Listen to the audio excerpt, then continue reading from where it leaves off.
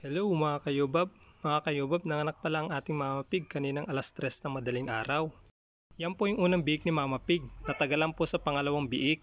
Kaya ang ginawa po natin, nagturok po tayo ng oxytocin, 2 ml para mabilis po ang paglabas ng kanyang mga biik. Tinurok po natin sa bandang leeg. Pagkalipas po ng ilang minuto, magkasunod po lumabas ang pangalawa at pangatlong biik. Pagkalabas po ng mga biik, pinapadede agad po natin kay Mama Pig para po makadede po sila ng gatas na may colostrum. Para po maging malakas po sila at iwas po sa mga sakit. Mga kayobab, nag-family planning pala ang aking Mama Pig. 3 lang po yung kanyang inanak.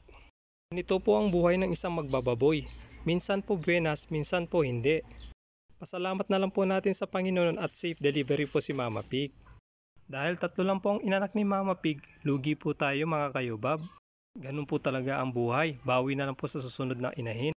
Ginawa naman po natin ang ating makakaya. Pangalawang panganganak na po yan ni Mama Pig. Unang anak niya po is 6, namatay po ang 2, so 4 na lang ang nabuhay. Lugi po tayo dun mga kayobab. Ngayon naman 3, lugi na naman po tayo. Dahil po sa nangyari, pinag-iisipan ko po kung bibigyan ko po siya ng chance. Ano sa tingin niyo mga kayobab? Bibigyan ko pa kaya siya ng chance?